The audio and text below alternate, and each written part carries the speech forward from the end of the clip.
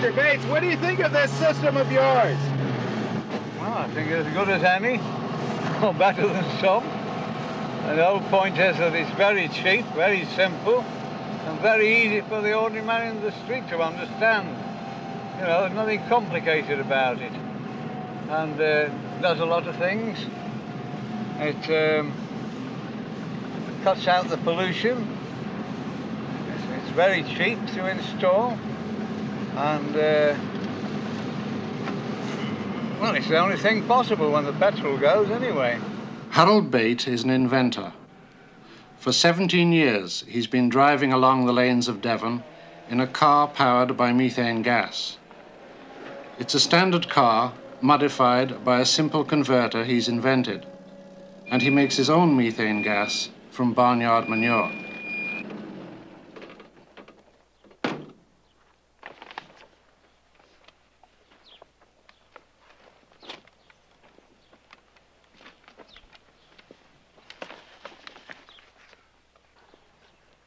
Now, this is the material that methane gas is made from.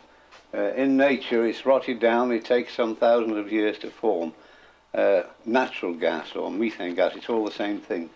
But to do a quick thing on it and to form it instead of thousands of years, to form it in a week's time, I use manure.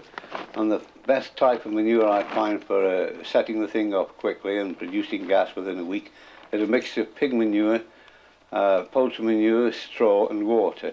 Once the thing is set up, any other kind of manure can be added to it. And the digester is filled. The pig manure forms heat, and the poultry manure forms nitrogen, and the water forms hydrogen, and the straw forms carbon. Now all these ingredients together cause the bacteria in the manure to get to work. They first consume the oxygen from the water. This leaves hydrogen. And then other bacteria get to work on the hydrogen and form it into methane gas.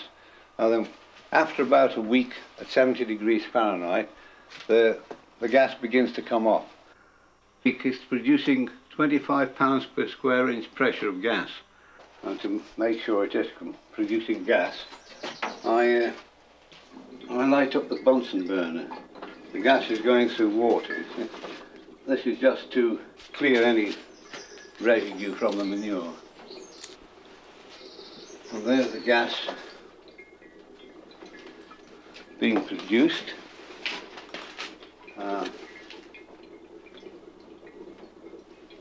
There we are.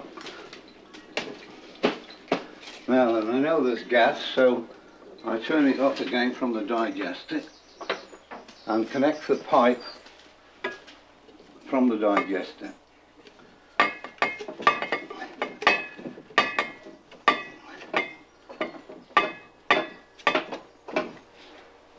Onto the compressor.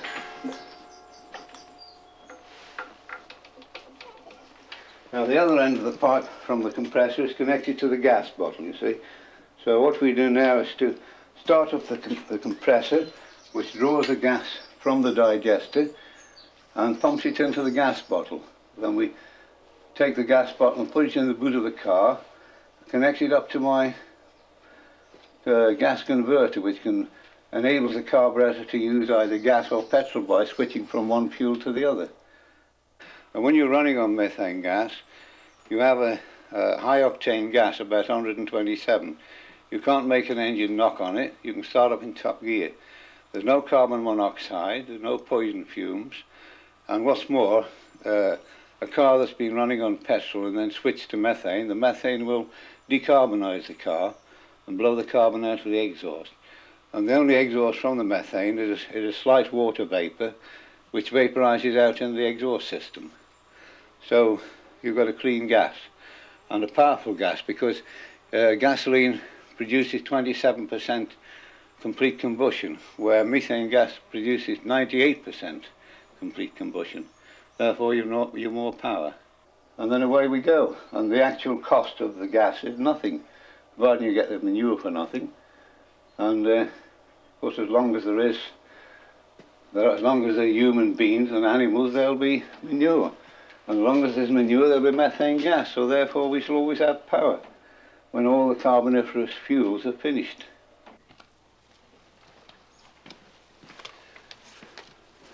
Right, well, I'll show you the gas bottle that supplies the engine with methane gas. Now, this small bottle I use on this car, and it contains the equivalent of about 3 gallons of gasoline. But you actually get more mileage on gas than you do on gasoline. This is connected by a tube underneath the car up to the converter under the bonnet. And that supplies the gas into the carburetor so that you can switch from gas or petrol or diesel oil, whatever you're using, as you're going along without getting out of the car. Mr. Bate uses only a 3-gallon bottle. He can fill it with the gas produced from about 50 pounds of dry manure. You've got a very high octane fuel, which is completely anti-knock. It's really what you call as sweet as a nut. Now, the gas bottle in the boot is connected by tubing up to what I call the auto gas converter device. Now, this is a very sensitive suction or vacuum operated valve. Now, the gas bottle is connected here to the suction end of the inlet end of the auto gas device, goes through the device, and the outlet end is connected to a gas jet in the carburetor here. The suction from the carburetor operates the device and pulls it open and shut as you operate the accelerator. And this allows the gas to come through into the carburetor. And the whole thing is automatic. It's all work from the foot accelerator. And it can be fitted, taken off one car and fitted onto another. It can be fitted on a 1 horsepower engine or a 50 horsepower engine, the same thing. And it operates the same. Or you can use any other gas with it, propane, butane, hydrogen, what have you. Right, I'm changing over to methane now.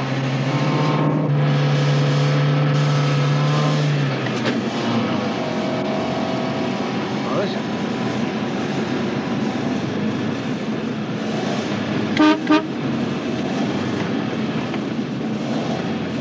The performance on gas is better than petrol. It's faster, about 10 miles an hour faster top speed and quicker acceleration, quiet engine, runs cooler, never dirties the plugs. It takes about 5 or 6 years before your engine needs decorking, if at all.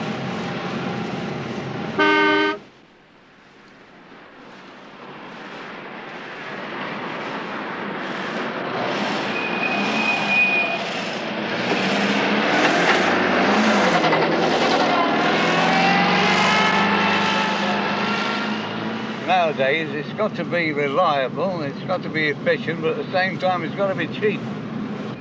Saying the average price of one in America is $400 and mine's $34 is a hell of a difference. In the last few years, the public debate about pollution, clean cars, the energy crisis, has brought a flood of enquiries to this quiet spot in southern England. In a modest way, Huddle Bate has become famous.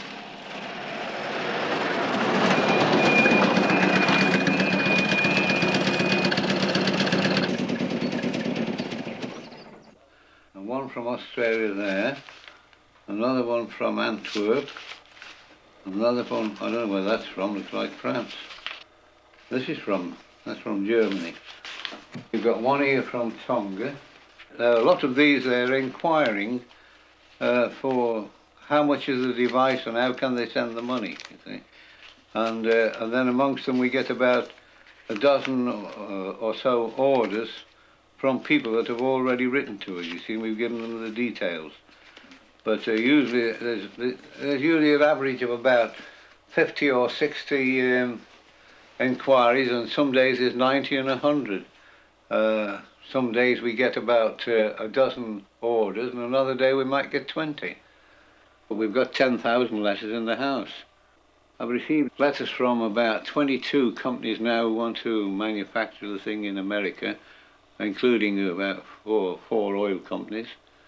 But I've put all that kind of thing in the hands of our bank, so the bank manager is going to handle it for me, and put on an agency to deal with anyone like that abroad, because it's impossible to deal by post with that sort of thing. And I've got so many things to do. I've got a lot more inventions I want to develop, and of course I can't do it while we have so much work on hand. There's only the two of us, and we're working sometimes till 3 o'clock in the morning. What other writing letters. Pardon? What other inventions? Oh, well, I got an electric car that should be self-propelled. I'm going to have a go at the man-powered flight, and a self-propelled bicycle, and oh Lord, all sorts of things. Well, this is a self-propelled bicycle, or partly self-propelled anyway, that I invented and worked on in my spare time, you know, when I did have a bit of spare time. But I haven't finished it yet. There are one or two things, one or two bugs to be ironed out. And one of the biggest snags is when you get up to speed, you have a job to stop it. Because it's quite easy to get up to 40 miles an hour on it. The idea is that you sit on it, undulations of the road, cause the saddle to rise and fall, and that drives the back wheel, you see. It's the action of your weight on the saddle. The rougher the road, the faster it goes. Now, see? Put your weight on the saddle, and it drives the back wheel, and that drives the bike up. And every movement of the saddle is driving the bike forward. Here we are. Right, which side do you get on? I'll give you a bit of a push to start off, but it's going uphill. Okay.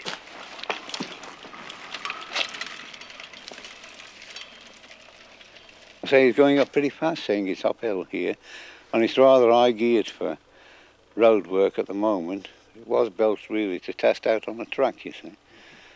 But suitably geared, it makes it very simple to pedal, and it's pretty well effortless once you get on the main road. Here he comes, he's almost airborne. He's almost airborne.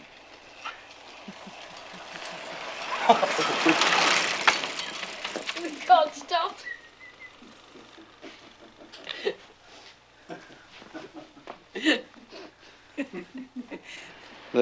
All the apparatus fitted on the back that causes it to be self-propelled is made so that it can be bolted onto any existing bicycle, because there are already millions of them, and therefore you won't have to build anything special.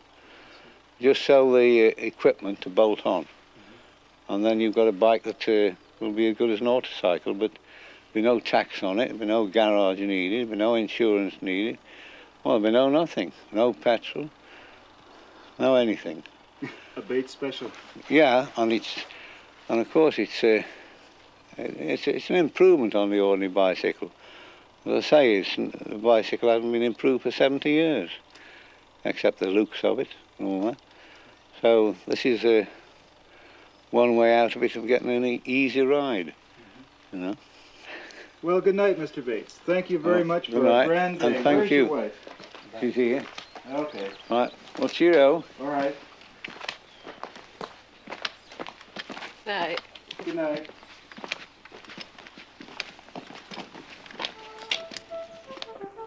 Bye-bye. Bye.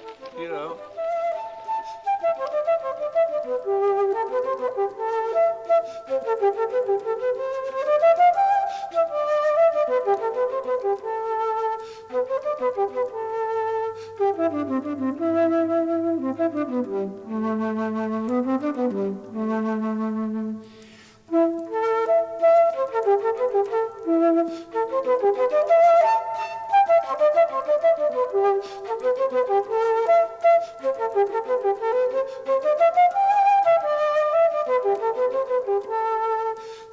Mr.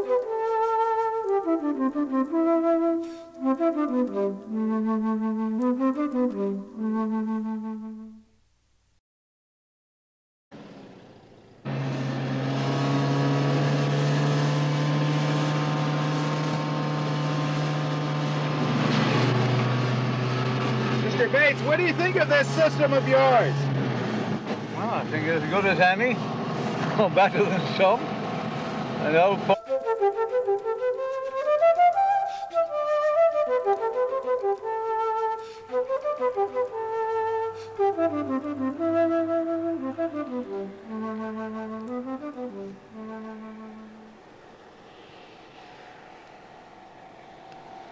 point is that it's very cheap, very simple, and very easy for the ordinary man in the street to understand.